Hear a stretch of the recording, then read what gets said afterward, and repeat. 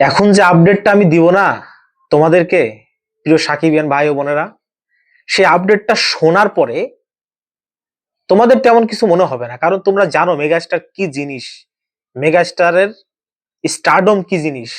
কিন্তু বট বাহিনী আছে না, সাকিব খানের হ্যাটার্স বাহিনী, ওই পাবলিক গুলো জ্বলবে, ওদের গা জ্বলবে, ওদের গা চুলকাবে, ওদের হয়তো সারাদিন মানে এমনিতেই তো রোজা আছে, ইফতারের পরে ইফতার করতে পারবে কিনা ঠিক মতো সন্দেহ আছে।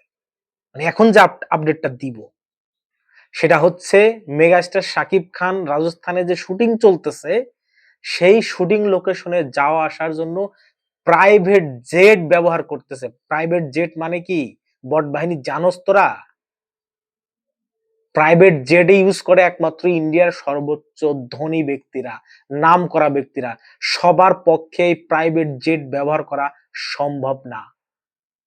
সেটা একমাত্র সম্ভব হয়েছে বাংলাদেশ থেকে মেগাস্টার শাকিব খানের জন্য। শাকিব খানের জন্য প্রিন্স টিম প্রাইভেট জেট ভাড়া করে দিছে, এক লোকেশন থেকে আরেক লোকেশন, ইন্ডিয়ার যতগুলো লোকেশন শুটিং হয়েছে সব জায়গা যাওয়ার জন্য প্রাইভেট জেট ব্যবহার করতেছে মেগাস্টার শাকিব খান।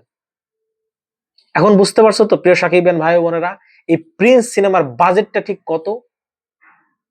বোকার দল, বট বাহিনী 1.5 মিনিটের একটা টিজার দেখে সমালোচনা করে না।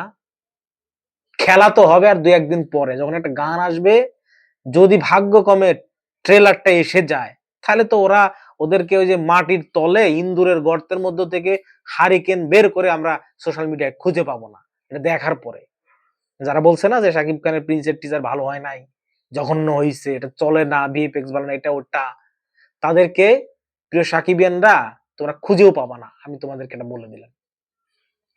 কেউ খুঁজে পাবে না, কারণ তারা পালিয়ে যাবে এটা দেখার পরে। এই হচ্ছে অবস্থা। তা আমরা চাই না ওরা থাক, সোশ্যাল মিডিয়াতে তারা থাক, আমাদের মেগাস্টারের কাজকর্ম দেখুক, এইগুলো দেখুক, জ্বলুক।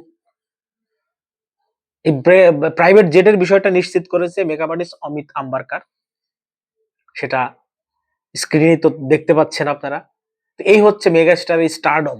স্টার এরকমই হয়, স্টারদের জন্য যারা সিনেমা বানায়, প্রডিউসার যারা রয়েছে তারা সব করতে বাধ্য হয়।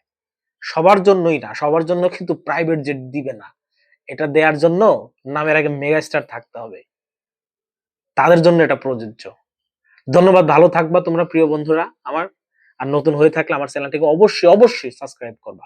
তোমাদের এই ভাই, এই সাকিবিয়ান, তোমাদের কাছে শুধু এইটুকু ভালোবাসা চাই, একটু ভালোবাসা চাই, বিনিময়ে আমি তোমাদেরকে অনেক অনেক অনেক অনেক বেশি ভালোবাসা দিব। ধন্যবাদ, ভালো থাকো, দেখা হবে পরবর্তী ভিডিও নিয়ে।